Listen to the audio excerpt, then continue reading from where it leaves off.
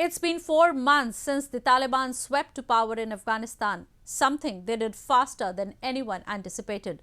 Assassinations, bombings and economic crisis have undermined the insurgent group's claims that they have brought greater security to Afghanistan after 40 years of war. The conflict-stricken nation has been dealing not only with terrorism but with severe economic crisis and increasing poverty. These are the visuals of the road that links Afghanistan's capital of Kabul to its second largest city of Kandahar. It used to be a bloody highway of death during the past 2 decades of war. Explosives hidden in roadsides, attacks and clashes made the road a dangerous place where thousands of people were killed or seriously wounded. Military uniforms, bulletproof vests and shell fragments from the war are found everywhere along the road. Despite possible traces of explosives, children from nearby villages still come to gather branches for the winter. They are left with no other options. People in war-torn country are struggling to have their lives return to normal.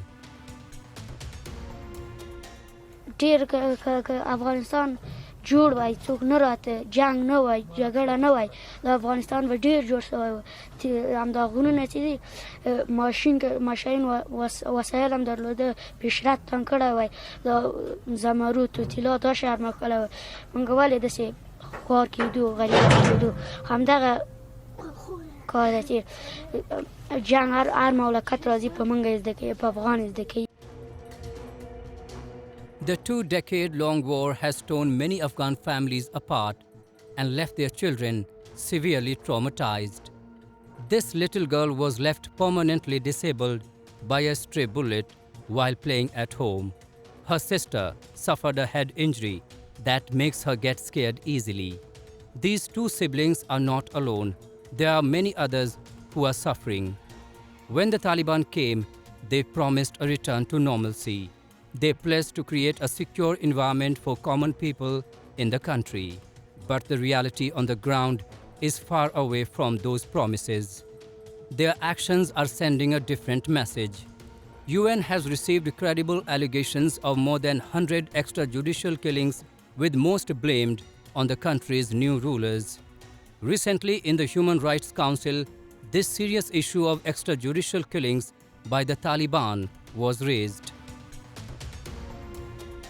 We are also alarmed by continuing reports of extrajudicial killings across the country, despite the general amnesty announced by the Taliban after 15 August.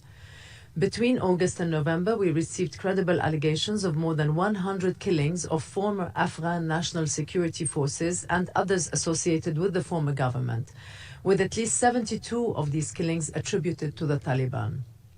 In several cases, the bodies were publicly displayed. This has, of course, exacerbated fear among this sizable category of the population. Taliban spokespersons say that women must have the right to education and to work, but everyone in Afghanistan knows that such statements are simply false. Many fear the Taliban will roll back 2 decades of gains by women and ethnic minorities while restricting the work of journalists and NGO workers. With the military takeover of Kabul by the Taliban, not only we see a total reversal of 2 decades of advances in normative and practical areas of promotion and protection of universal human rights in Afghanistan, but the group is also committing a litany of abuses with full impunity, which in many cases is going unreported and undocumented.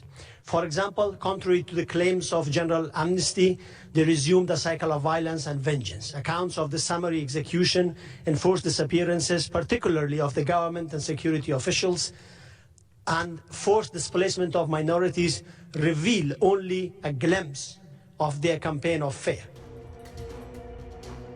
Months after the takeover, Taliban have nothing much to show except public hangings, denial of basic rights, and a worsening terror situation.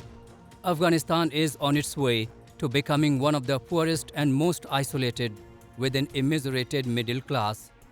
With much reduced opportunities for work and even lower for immigration, not much can be said of how this country will be brought back to life.